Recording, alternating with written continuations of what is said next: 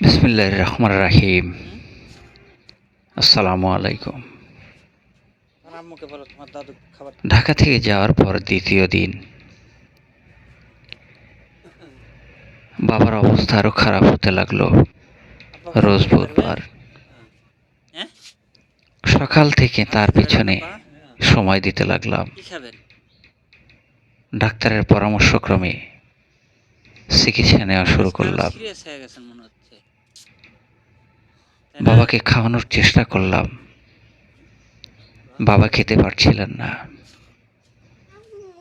বারবার বলছিলেন পানি দাও। তোমার আম্মুকে বলো তোমার দাদু খাবার দিতে বলো। বাবা নিস্তেজ হয়ে যাচ্ছিলেন। বাবাকে কি করব ভেবে পাচ্ছিলাম না। আব্বা ভাত খেতে পারবেন? হ্যাঁ, বুধবার ভাত খেতে পারবেন আব্বা? হয়তো ঈদ হবে, কি খাবেন? বৃহস্পতিবার শুক্রবার হ্যাঁ, অথবা শনিবার। আজকে আরো সিরিয়াস হয়ে গেছেন মনে হচ্ছে, ধরে নিয়েছিলাম তাই না? ঈদ হবে শুক্রবার, ছুটি ঈদের। হুম? মেডিকেলে নিয়ে যাব। তোমার আম্মুকে বলো তোমার দাদু খাবার দিতে। মেডিকেলে নিয়ে গেলে যত্ন হবে না, ফেলে রাখবে, কারণ ডাক্তারের সংকট। ভাবলাম আব্বা ভাত খেতে পারবেন? যা হবে তা আমাদের চোখের সামনেই হবে, আমরাই ভাত যত্ন খেতে নেব। পারবেন আব্বা? কি আমি তো খাবেন? আছি,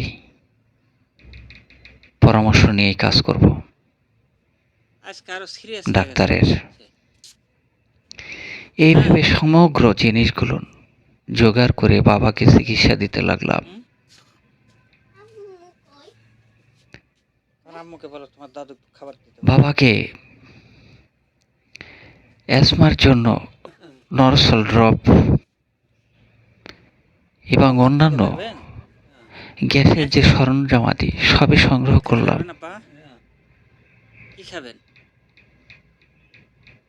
হ্যাঁ, দেওয়া হলো না, পরে আজকে দেব আরো ভেবে। সিরিয়াস হয়ে গেছেন মনে হচ্ছে, বাবার তাই না? স্যালাইন যাচ্ছে শরীরের মধ্যে, মাঝে মধ্যে বন্ধ হয়ে যায়, আবারও খুলে অন্য জায়গায় লাগিয়ে তোমার দেই। আম্মুকে বলো তোমার দাদু খাবার দিতে বলো। এভাবে সিরিয়াস হয়ে যায় বাবা। তারপরে দেখি না, আমার আব্বা বাবা ভাত খেতে অনেকটা পারবেন? হ্যাঁ, সুস্থ ভাত মনে খেতে হচ্ছিল। পারবেন আব্বা? কি স্যালাইন খাবেন? যাচ্ছিল, হ্যাঁ, স্যালাইন সম্পূর্ণ হলো আজকে আরো সিরিয়াস হয়ে গেছেন মনে হচ্ছে, রাত তাই না? 12টার দিকে। হুম?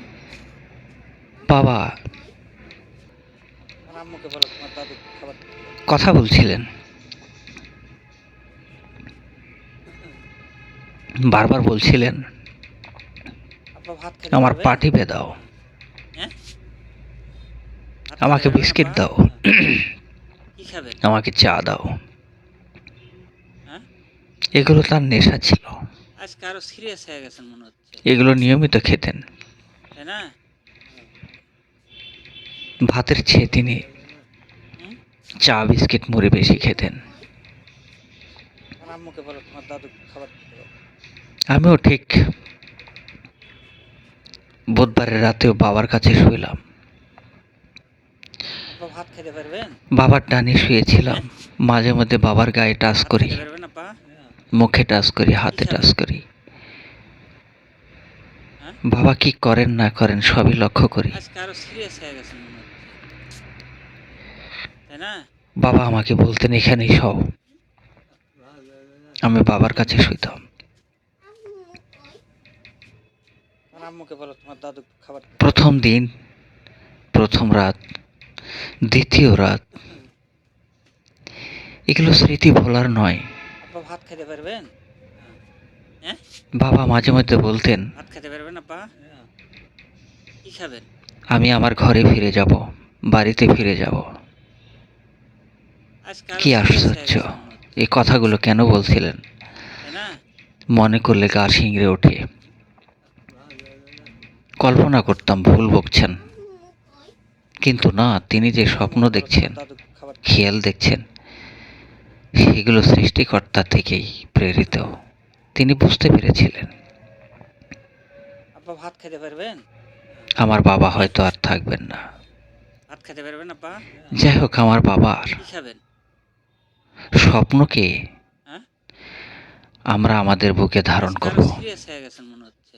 বাবার প্রতিষ্ঠিত করা নাগাবাজার আমরা বুকে ধারণ করে বাবাকে চিরঞ্জীব করব ইনশাল্লাহ। খোদা হাফেজ। আসসালামু আলাইকুম।